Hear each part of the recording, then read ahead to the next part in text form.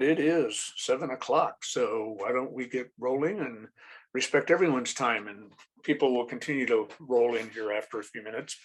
So Anne is unavailable tonight. I am also one of the volunteer presenters of outreach presenters for the Office of Emergency Management, as is Anne, and do these type of presentations for whoever requests it.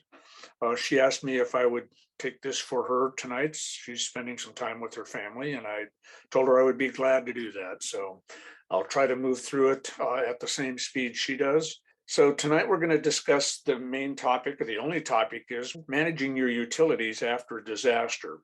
And this is important information. You will probably have disruptions of all your utilities, and we're going to go through each of the major utilities and discuss what to expect and what you can or should do about it. So when the earth shakes, pipes break, and that's all of them, not just water, gas pipes, sewer pipes, water pipes. Christchurch, New Zealand had a really bad earthquake, well, about 12 years ago now. And they are still repairing their horizontal infrastructure, the underground infrastructure, water and gas and sewer. It takes a long time to recover from that. Immediately after an earthquake, when the ground shakes, you know to drop, cover, and hold, protect yourself.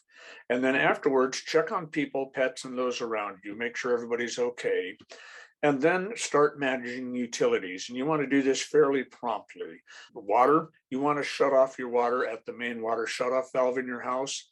And that's for two reasons. One, to preserve any water that you have in your water pipes in the house. You don't want it draining out into a broken water main. And two, to prevent any contaminated water from coming into your house until you know the city water supply is safe again. So if you don't know where it is, find the main shutoff valve for your house. There are typically two, one at the water meter and another one inside your house where the water pipe from the street comes in just inside your house. Know where that is and know how to turn it off. If you have never touched that valve, it would not hurt to maybe every year or so, turn it off and back on. You don't have to test that it's off, just make sure the valve's not stuck so that you can in fact turn it. So know where the valve is, know how to turn it off. Natural gas. You may or may not want to turn your gas off. And we'll talk more about that as we get further into the presentation. We'll also talk about gas shutoff valves and where to find them and how to use them. And your electricity, you probably won't need to shut that off. It will probably be off all on its own. I used to suggest that people shut off all their circuit breakers. A friend of mine at City Light says you really don't need to do that. The system is designed to handle the surge, the load, when power comes back on, when they restore power. So they're not worried about us having circuit breakers off. However, it's maybe not a bad idea, especially for any place where you have sensitive electronics. You don't want a power surge coming back in and damaging your equipment. It doesn't hurt to shut your circuit breakers off when power's back. Leave one on so you know when the lights come on. Doesn't hurt to do that. And then when the power does come back on, you can turn the rest of them on one at a time and do a smooth restoration of power. Fires are very common after earthquakes. The main reason is from gas leaks. You've seen the news like Superstorm Sandy on the East Coast a few years ago. A whole neighborhood burned down because of a gas leak. There wasn't time to react to that and control it before a lot of houses were destroyed. Fire departments coordinate the immediate response. However, be aware that after a major earthquake, the fire department may not be able to respond in a really timely manner to everything that's going on all over the city. They're going to be doing initially what they call a windshield survey to figure out just what the situation is in the city. How bad is it? Where is it bad? And after they've done that and gathered that information, then they're going to start deciding where to respond and how to prioritize the responses. They will coordinate the response once they're able to do that. But you can control your utilities in the interim until there is a response. This is a gas shutoff valve outside, and there's a video. But the natural gas leaks and explosions are responsible for a significant number of fires following disasters. It is vital that all household members know how to shut off natural gas. Start by finding your Cindy gas. Barker is on. If you have natural gas service, a meter like this one will be located somewhere outside along the perimeter of your house or apartment building. Next, make sure everyone knows when to turn off the natural gas. You only want to shut off the natural gas if you have some reason to believe there is a leak. Either one, you smell natural gas, which is a sulfur or rotten egg-like odor, or two, you hear natural gas leaking, which will be a hissing sound. If you do believe that there is a gas leak, locate a wrench, which you will need to shut the gas off. Make sure everyone knows where to find the wrench in your home so they can quickly access it. You could even keep the wrench outside, located with the gas meter. Make sure you regularly clear debris and bushes to make sure that you have an easy path to your gas meter. Locate the shutoff valve. The shutoff valve looks like this. When the gas is on, the valve is parallel to the pipe.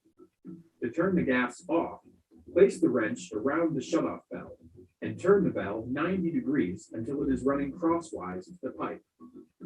You can turn the valve either way, just as long as you stop when it is running perpendicular to the pipe. If you have turned off your gas, for your safety, do not turn it back on yourself. Contact your gas company to do so. So as they said in the video, you shut off the gas if you have a reason to believe that there is a gas leak. They recommend you don't shut off the gas unless you think there's a gas leak. So if you hear hissing from a pipe or if you smell gas, absolutely shut it off. The reason you may not want to shut it off is if that gas infrastructure is not damaged and you still have gas available to your house, that can help you with heating, cooking, and other things. And if you shut it off, you're not supposed to turn it back on. Having a wrench that will fit that knob on the gas meter is important. You can buy the device like the red wrench in the bottom of this picture at most hardware stores, utility stores, and it's got sizes for different gas meter knobs. Put it someplace where you know you can find it. Either hang it right inside a door that you're going to go out to get to the gas meter, or a lot of people suggest just taking a zip tie or a wire tie and tying it to your gas meter so it's always there. If you do that, make sure you can break that zip tie. Either tie it real tight so you can use the leverage of the wrench itself to snap the tie, or have a pair of scissors or wire cutters or something so you can cut the tie. Otherwise, you'll be jerking on the wrench trying to get it free and not be able to use it. But put it where you can find it. For safety reasons, wait until the gas company, the utility company, can come back out and turn the gas back on. That may take a while. There are seismic gas shutoff valves which will shut it off automatically in an earthquake. And the next video is going to show how those work. In this picture, you see the red device up at the top is the seismic shutoff valve that's been inserted into the gas line. But if the piping contains something flammable, like natural gas, and it breaks, it then feeds the fire that follows the earthquake. That's where the seismic gas shutoff valve comes in.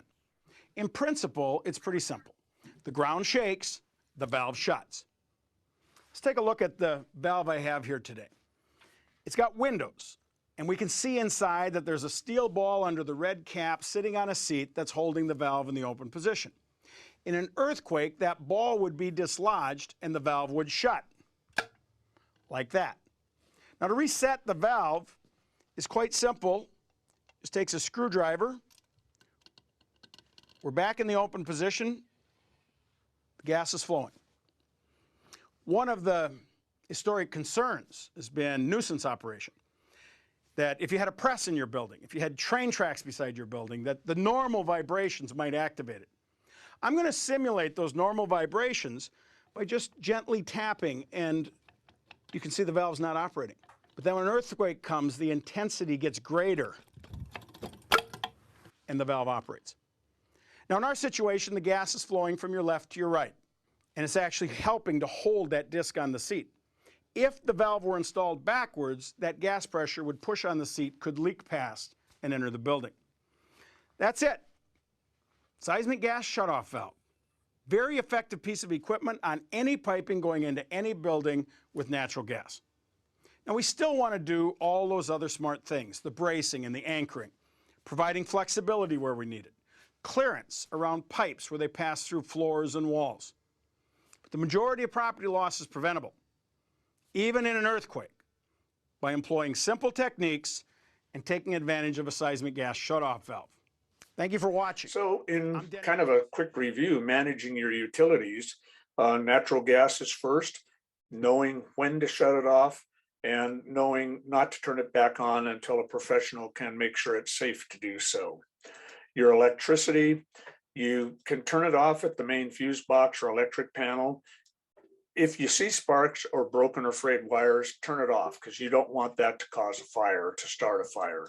If you smell burning insulation, turn your electricity off. In the absence of those symptoms, you don't really have to because the power is probably going to be off anyway.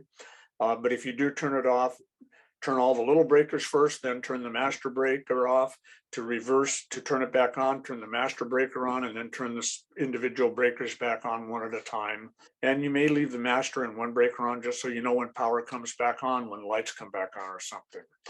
And be careful if there's water around the fuse box or electrical panel, don't stand on a wet floor or in water when you're operating your circuit breakers. So in a quick review, my goodness, I've gone through this class fast. Turn off the gas only if you smell or hear gas. Turn off the electricity if you see sparks, have broken or frayed wiring, or smell burning insulation. Turn off the water always after an earthquake and wait until you know the outside pipes, the infrastructure for the water is secure before you turn it back on. You have a lot of water in your house, you have a lot of water in your pipes, you have water in an indoor, if you have a water heater instead of an instant heater, all of that usable water, you don't want to lose that because the recommendation is for you to have a gallon of water per person per day for 2 weeks. And a lot of that can be the water that's already in your house. And it may not all immediately be drinkable, but it's still water that you can use for hygiene, for washing, for flushing. There's a lot of things you can do with water that you have in the house, and you don't want to lose that. Power outage lights. If the power goes out, you're going to want some kind of light. And there are a number of inexpensive, common consumer items that you can get that will come on automatically in a power outage. And while they're all good, keep in mind they're only going to last a very limited period of time. They've only got a small amount of battery capability in them. So having a couple of good flashlights and spare batteries, or a hand crank flashlight that you can recharge just by cranking it, is also a good idea so that you have power for an ongoing basis. Next week's class is going to be about communicating after an earthquake.